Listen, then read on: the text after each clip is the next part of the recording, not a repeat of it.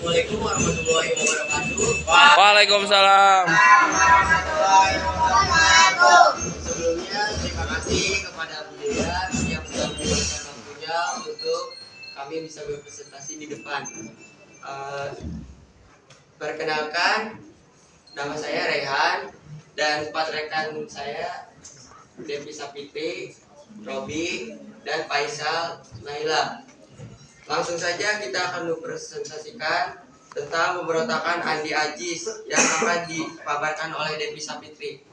Kepada Devi Sapitri, saya persilakan.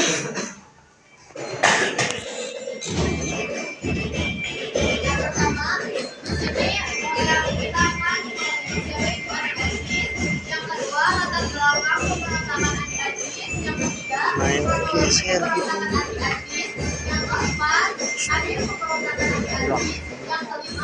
Baiklah.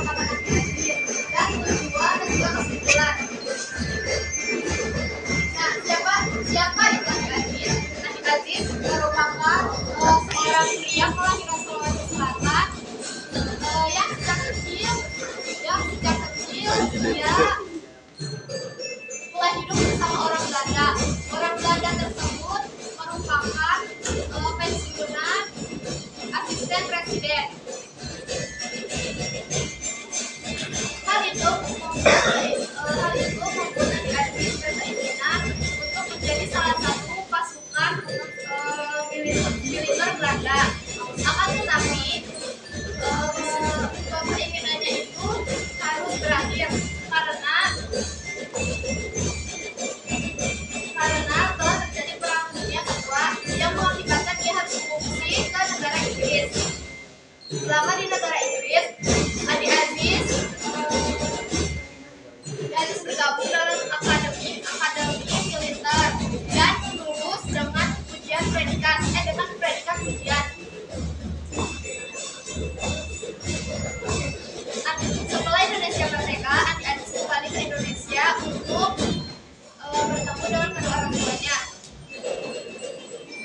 Pada tahun 1947, Andi Aziz menjabat sebagai Letnan 2 Koninklijke in Nederlands Indisch Leger atau disebut KNIL, dan setelah itu dia diangkat menjadi ajudan presiden negara Indonesia Timur atau NIT. Latar belakang pemberontakan Andi Aziz. Setelah berakhirnya konferensi meja bundar atau KMB pada tahun 1949 yang menghasilkan keputusan untuk membubarkan KNIL. Di sisi lain, negara Indonesia Timur atau KNIL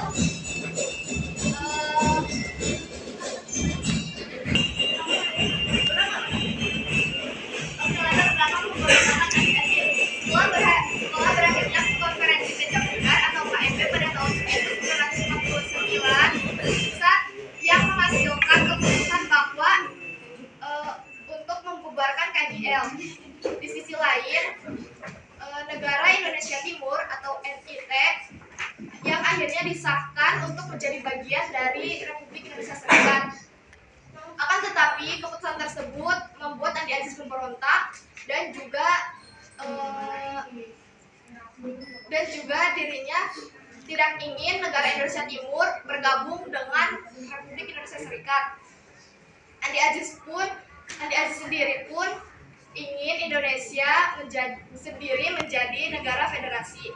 Memang setelah kemerdekaan, bangsa Indonesia sempat terpecah menjadi 2 golongan, yaitu yang pertama golongan masyarakat yang ingin menjadi negara republik dan satu laginya masyarakat yang ingin menjadi negara federasi. Kronologi pemberontakan Andi Aziz.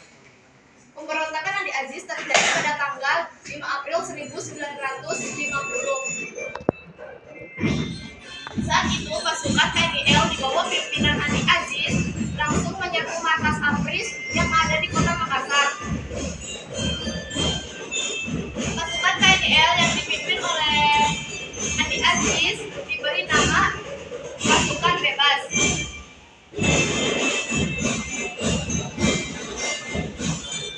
Akibat pemberontakan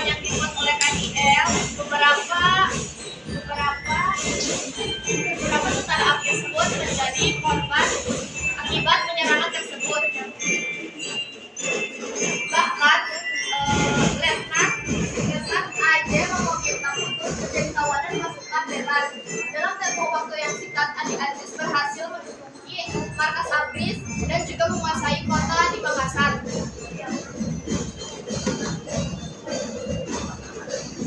Nah, setelah itu pada tanggal 7 April 1950, pemerintah Republik Indonesia Serikat memberikan bantuan berupa pasukan 12.000 pasukan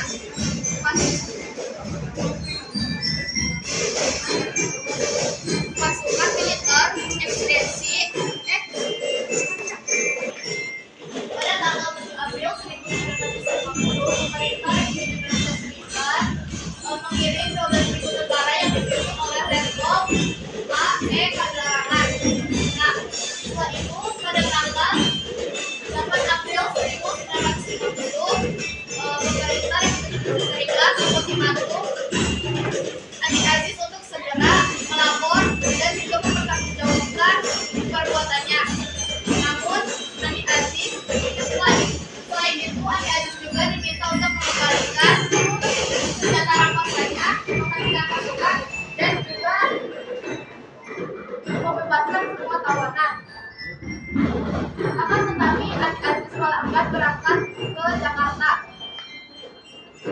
Hal itu membuat Bung Karno mengecapnya sebagai pemberontak.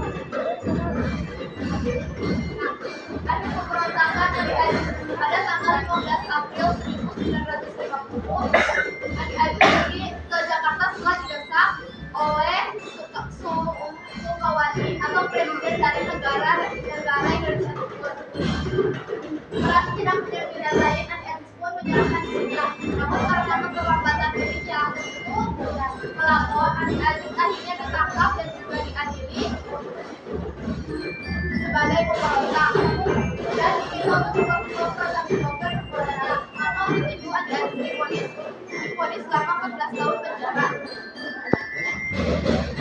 Nah, selanjutnya ada tokoh pemberontakan Andi Aziz. Yang pertama ada Andi Aziz, yang kedua ada Presiden Sukawati, yang ketiga Letkol A.E. Kadarangan, yang keempat ada Mayor Habibora, dan yang kelima ada Insinyur Soekarno. Nah, tujuan pemberontakan tersebut adalah untuk mempertahankan negara Indonesia Timur, sekaligus sebagai bentuk ketidaksetujuan Andi Aziz mendapati anggota TNI bergabung dalam ABRIS. Nah, kesimpulan. Jadi pemberontakan Andi Aziz ini dimulai setelah konferensi Meja Bundar atau KMB.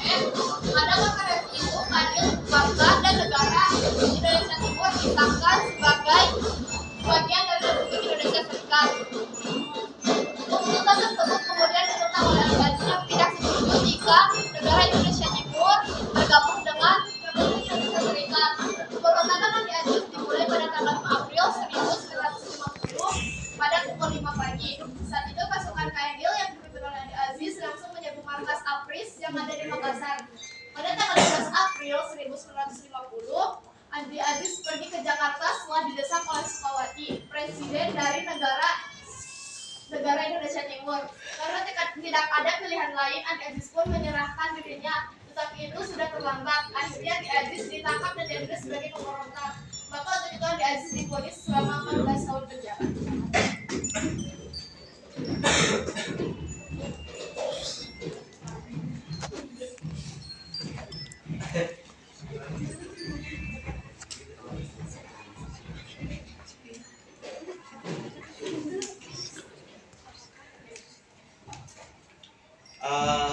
Apakah ada yang ingin ditanyakan?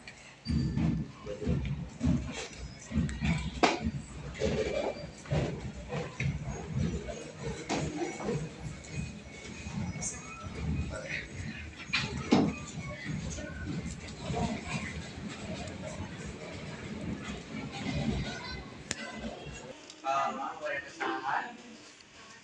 Apakah ada yang ingin ditanyakan? Perkenalkan, nama saya Pasha, saya perwakilan dari kelompok 6. Saya ingin menanyakan apa dampak jangka panjang dari pemberontakan Andi Aziz terhadap dinamika politik dan sosial di wilayah tersebut. Terima kasih.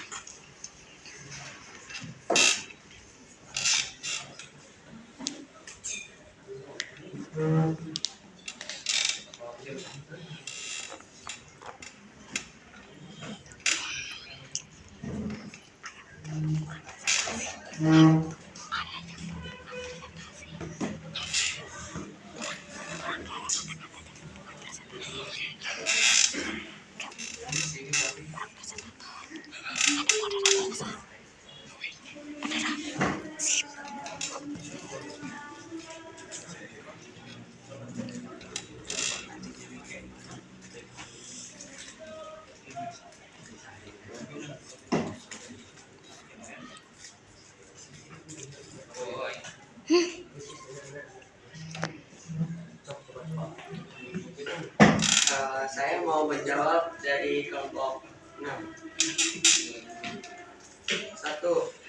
Penguatan nasionalisme. 2. Perubahan politik lokal. 3. Pengaruh etis dan agama. 4. Pentingnya perlawanan bersenjata. Cukup. Selanjutnya, apakah ada yang ditanyakan lagi? Perkenalkan, aku Sandra Andila dari kelompok 3. Saya ingin bertanya, bagaimana respon Indonesia terhadap pemberontakan India?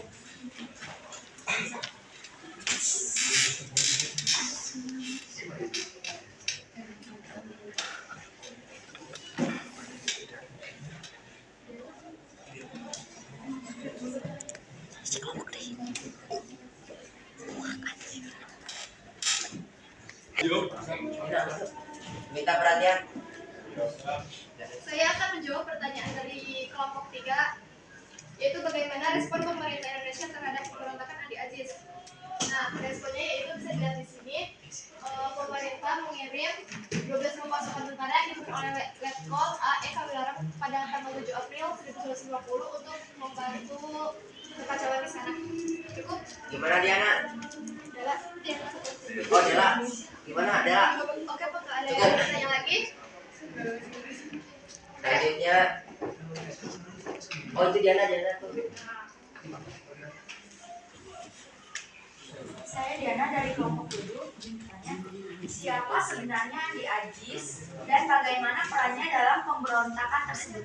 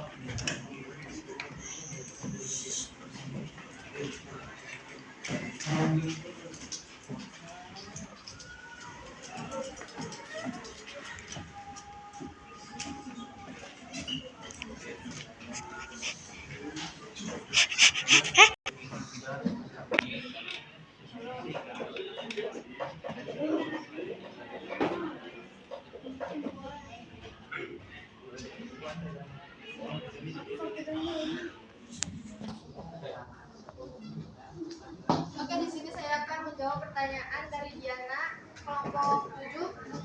Siapa sebenarnya Andi Aziz dan bagaimana perannya dalam pemberontakan tersebut?